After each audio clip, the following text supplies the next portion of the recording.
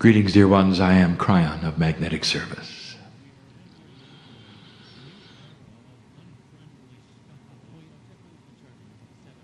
Again, we are here in a way that may seem strange to many. I want you to get used to hearing this voice.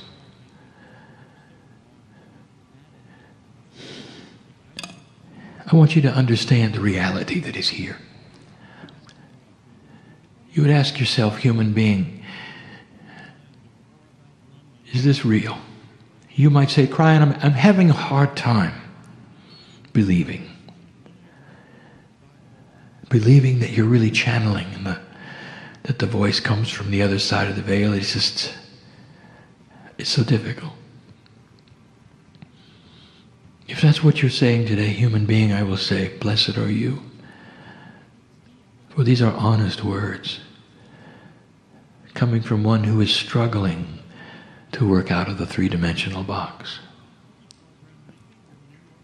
And what happens is that slowly, if you ask the right questions of your own self, of your own belief, of your own psyche, you start getting shown things you didn't expect. For if indeed it is a quantum experience on the other side of the veil, if indeed I am linearizing this conversation and presenting it to my partner, if this is true, this is a quantum experience. And that means that language is only a small part of it. That the audio that you would hear or the words that are seen on the page, such a small part of it. We have spoken of something called the third language. This third language, identified some time ago, is not a language in linearity, which is the third one. It is a language of the catalyst of the three. We use the three in numerology to represent a catalytic action number. That is to say that all of you have the ability to receive what is being given at a level which is quantum and not language, and not words on a page. Even the reader of this particular message can ask for a quantum experience and be in the session with those who are in the session.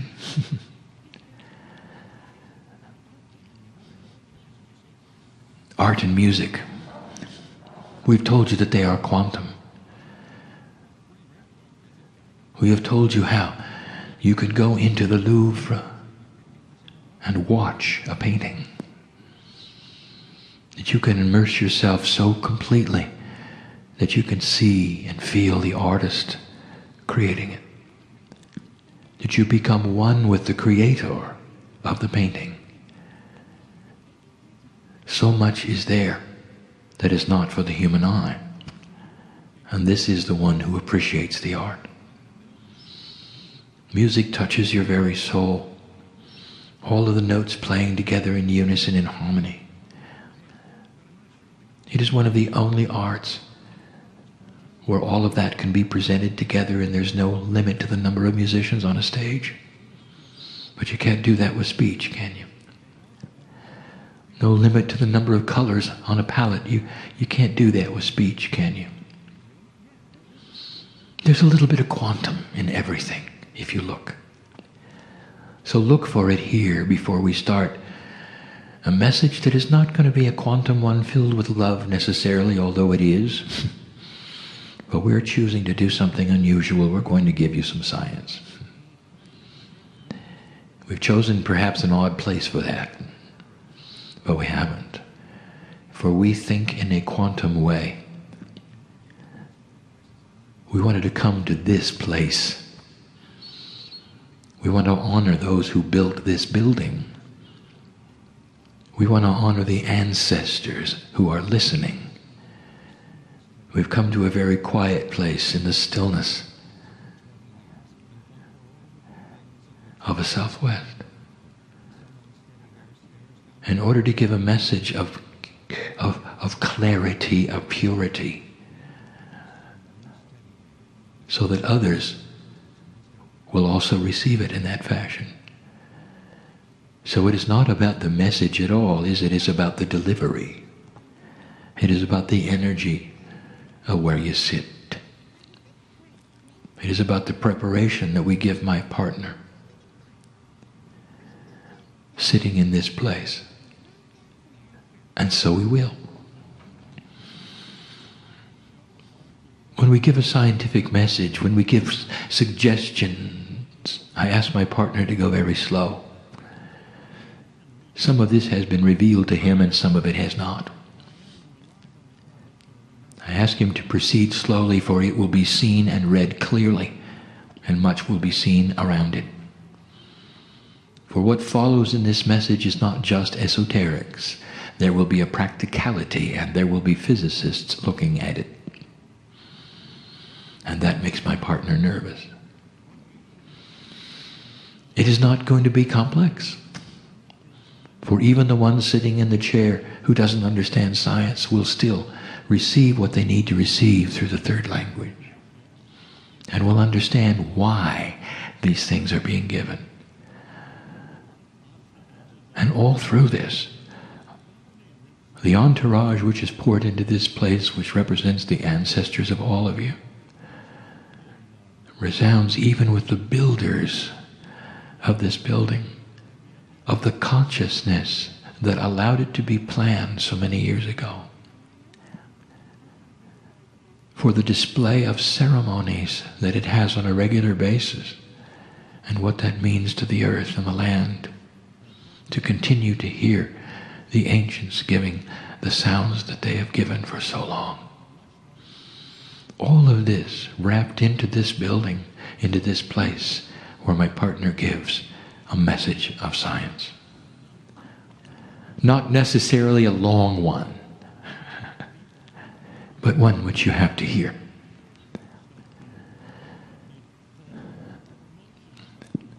It's about the environment. And let us start with assurance. Let us review one more time that what you are seeing in weather changes on this planet you have not created by yourselves with human effort. What you have called global warming is not global warming at all. And I say it again, it is part of a cycle that always was. The North Pole has melted several times and come back several times. It is a waxing and waning. The water evaporation cycle, it has been here before. It is here sooner than expected, and that is alarming. If you were to ask Gaia, the actual energy of Gaia right now, to come into this place, Gaia would give this message: humans have not caused this. Could it be any clearer?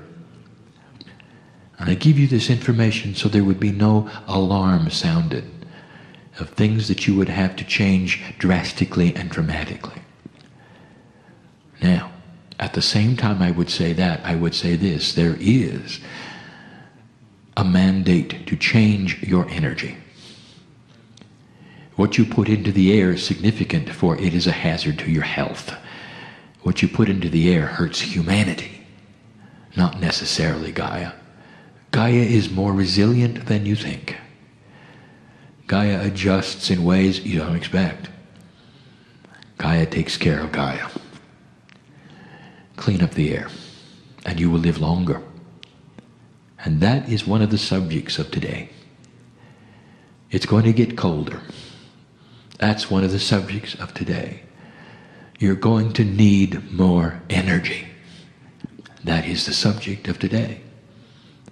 And we have given you the steps of creating energy easily. And we've given you advice in the past. And one of them we wish to revisit.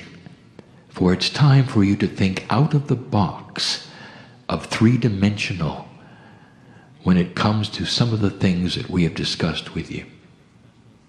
You think in a straight line. You don't think past necessarily certain things that you assume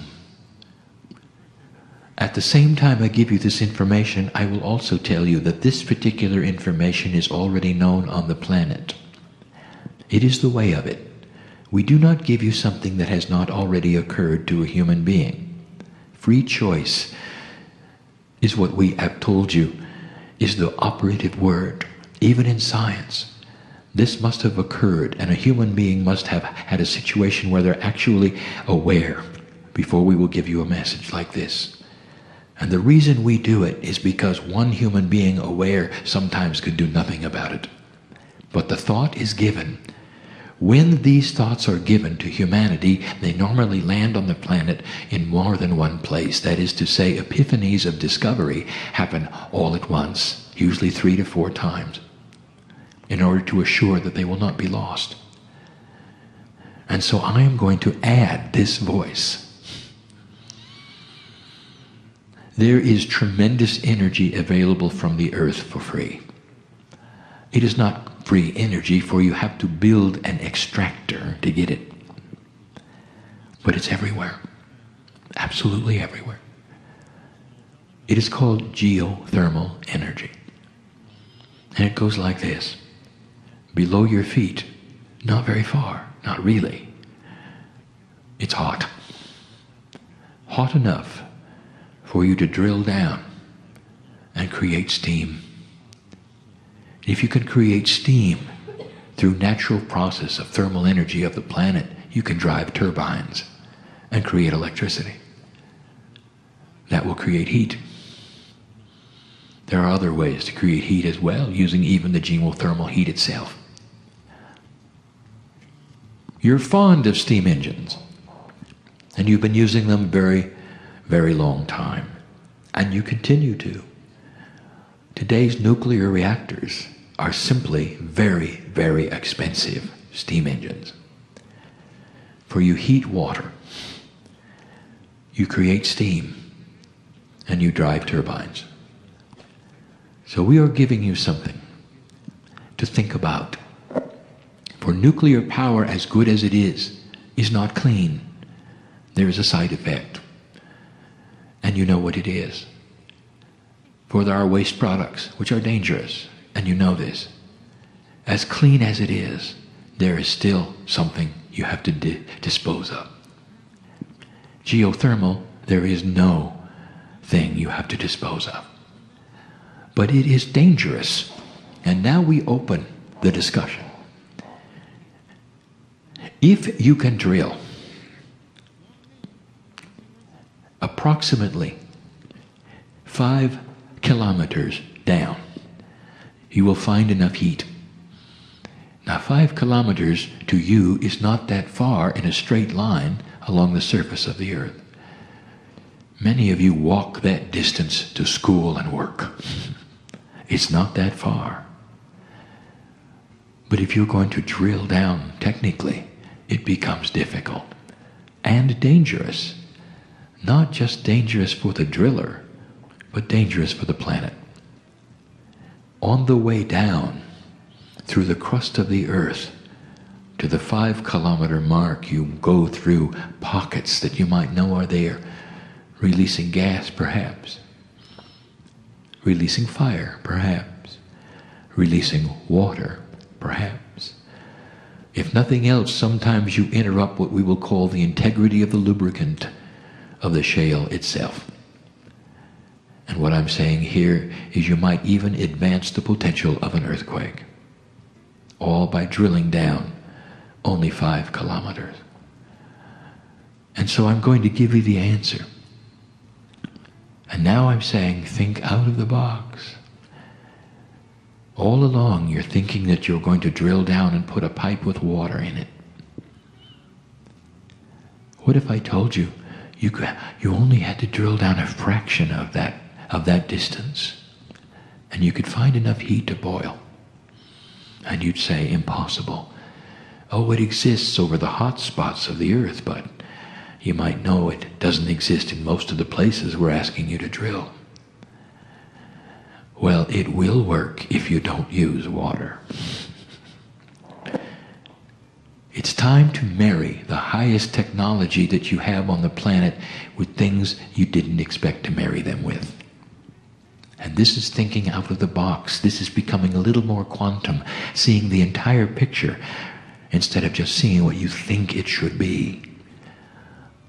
There are solutions, and you know what they are, and they're elegant, that will boil at a fraction of the temperature that water will. And this is the answer. Learning to use those substances and those fluids and that chemistry into a geothermal machine that doesn't have to drill down 5 kilometers. How about 2? And we tell you this because you're going to need to do this. And if you do it, and if the advice is followed, you'll find that the timing and the synchronicity of discovery is at hand. That is to say, you will understand these things will fall together. You will get the steam engine, and it won't take 5 years to build, and it won't be dangerous, and you don't have to cover it with a shell. Much easier. It won't belch smoke. It won't pollute. And you don't have to worry about being next to it. And it'll drive electricity. And you're going to need to heat homes and businesses. Because eventually, it's going to get cold. That's number 1. We're going to give you one other invention. Now, this also has been presented on the planet. This has been thought of and not acted upon. This actually is not all that new. But I will tell you that there is a situation at hand where it was inappropriately purchased and pocketed. So I'm going to give it to you so that the public can see it, and anyone with synchronicity who listens to the message and reads the words will understand it. Even you sitting in the chairs will understand it. And the scientists and the physicists will then have to implement it.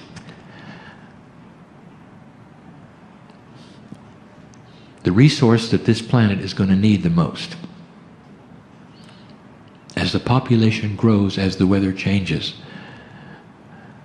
is what you probably already have guessed. Fresh water. Already it's becoming scarce. You will notice the snow is falling in the wrong place. The reservoirs are built for the old energy with the old weather. The aqueducts are built for the old energy and the old weather, and all the snow is falling in the places that are not obtainable for fresh water, and that will be the way of it. As the populations grow, scarce it becomes. And there is one answer. It is a profound way, when the earth is mostly water, to use the sea and the ocean. The ocean, of course, is not fresh water. And so you have to ask how to extract the salt. Desalinization exists today in a very inefficient way. Large amounts of water have to go into vats of containment and sit there, or large amounts of energy are used to heat the water. In various ways, various attributes, various systems, some of them steam, some of them not, all requiring heat to take out the salt. It takes a long time. It's expensive.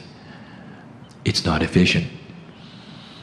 It is not tenable to desalinate for an entire city. Only in places that simply have no fresh water at all is it used. So inefficient is it. Now I'm asking you to think out of the box, and I'm going to give you the answer. My partner, I want you to go slow here. Most of the cities on earth, of all of the countries on earth, the largest ones are on the coasts near the water. This is because over time, Those coastal areas were the places where trade could happen with ships and ports. And so you end up with the largest cities being on the ocean. It's a good place to start, is it not? To give water for them from the source which they can simply look at and use. The answer is not that difficult, but it requires something that has not been thought of, really. The highest technology you have today has to do with the smallest of the small.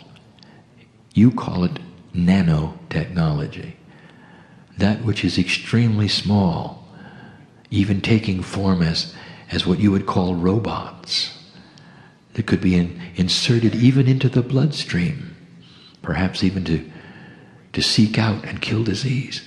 That's how small the nanoparticles are.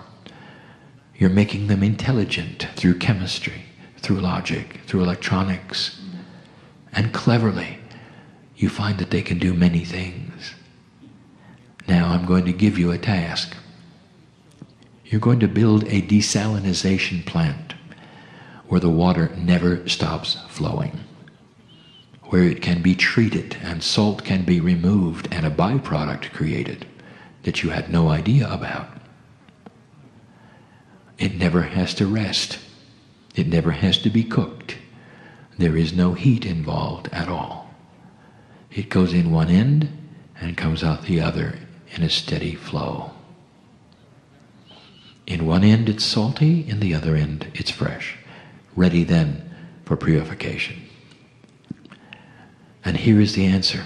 Through nanotechnology, in the first stages of the system with the water flowing, you release enough nanotechnology robots that are assigned to find the salt and attach themselves to it. Except there is a caveat, and that every single robot is magnetic.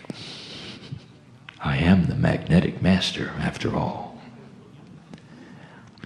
All of the salt then becomes magnetic. It's not that hard. You have the chemistry for it. You have the nanotechnology. Think out of the box. Think out of the box. Chemist, physicist, you can do it. On to the next stage, flowing into the next part, tremendous, huge electromagnets, pulling the salt out of the water completely and totally because the salt is magnetic. Out it goes. Oversimplified, perhaps. But this is the way of it. No heat involved. Now, the byproduct? You won't believe it. Oh, and it will be controversial when you discover it. Magnetic fields applied to water often creates water that is quite healing.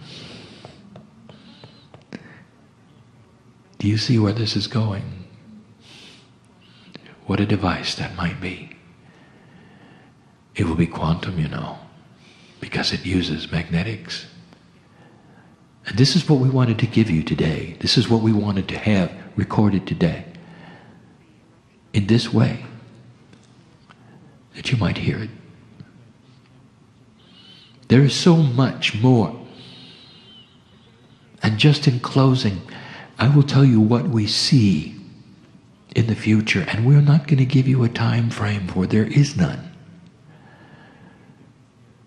This information I'm about to give you can be 2 generations away, maybe 3. But it all has to do with quantum invention. Physicists, listen, I'm going to give you something you already know is possible. It is another field of science that flies in the face of everything 3-dimensional you've ever learned. Humans are funny. Even in the highest math and geometry you have, everything is defined in a straight line. Everything defined in a straight line. A circle is an infinite number of straight lines.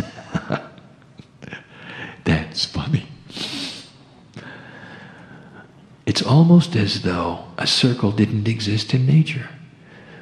And the human has to straight line it for it to exist. Interesting, isn't it? I'm just giving you the bias. Bubbles have always been around. They're beautiful, you know. They're natural, you know. The circle is a natural occurring event in space as well.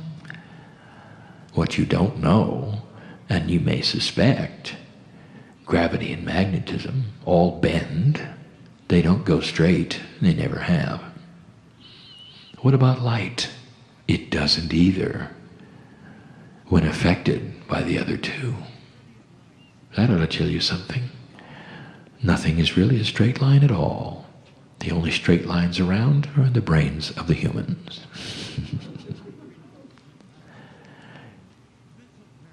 You're not using the right kind of math either, and we've told you that. There is an elegance of math that is quantum. And if I begin to tell you about it, even in the simplest terms, it's going to seem overly complex. Quantum math uses something that is going to be discovered, and we're going to give it a name, and that's going to be influential numbers. Numbers that exist not with empirical values, but with values that are influenced by the numbers around them. 4 is not a 4. 4 is modified because of the numbers that sit next to it. In a formula, in linearity, in counting, each time a formula is manufactured in a quantum state, looking for a solution, all of the numbers are modified by the numbers next to them. They're influential numbers. The 4 is affected by the 5. Reduced maybe by the 3. And in quantum math, if you use influential numbers, dear ones, it is a beautiful thing when you find out the attributes of them and they are consistent. You will then have the formula for a circle being a whole number, not an irrational number at all. It won't be pi. It'll be pi solved. We ask the physicists to work it backwards if you have to get a whole number of pi. That'll give you a hint at what has to be done. Imagine mathematics with influential numbers, where each number is not empirical, but influenced by the one around it. I'm giving you high math now. And here's how it's going to serve you.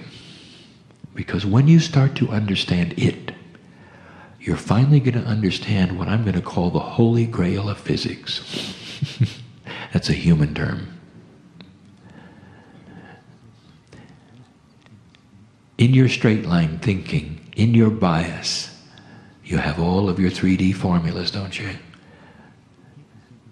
And when you look at the basis of physics, you talk about those things which have mass. And in those things which have mass, you've even figured out atomic structure and density. All those things. And you think they're static, don't you? You think there is a formula that is for everything. If it has so much mass, it weighs so much in a certain atmosphere, a certain gravity. You've got it all figured out. And I will tell you that all of those formulas are 3D. And as soon as you become quantum with them, they all stretch. All this to tell you this: it is possible for you to alter the mass of any object in existence. It doesn't matter how large or small or dense it is. You can alter the mass of it, and you have thought all this time that the formula is static, and it is not. In Yugoslavia, there's a workshop. Historic it is, for the man who thought out of the box, Tesla. Tesla. And in that workshop there are marks on the ceiling for the objects that took off on his workbench and went straight up. Shattered they did, hitting the ceiling they did. Nikolai was frustrated, for he had discovered massless objects and didn't know how. He thought out of the box, the only one in existence to ever give you a thought of how alternating current might work. Oh, it's more than 3D, study it. The same applies with numbers. The same applies with mass. And I will tell you that it is accomplished through magnetics.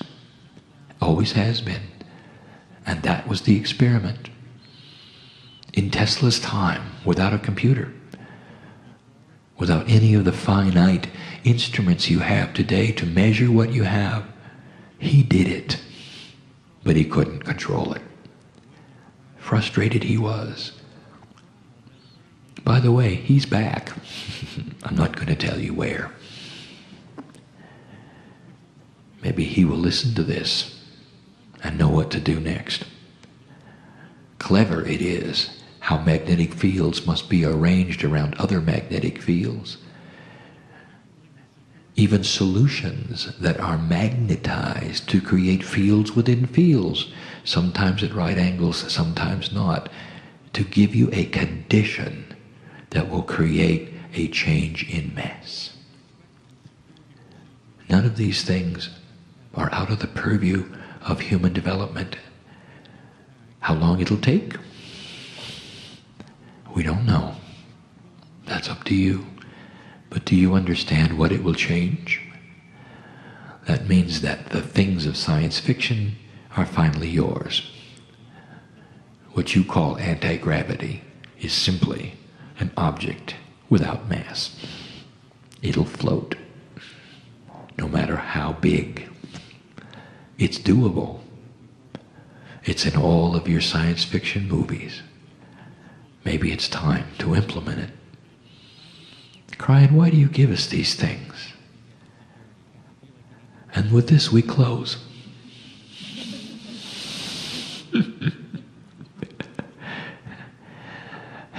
We want you to stay here.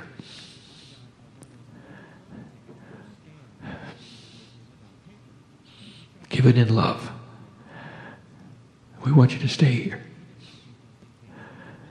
And you're not going to have much luck with that unless you start thinking quantum. Unless you start accelerating the inventions and put some of the politics out of the way.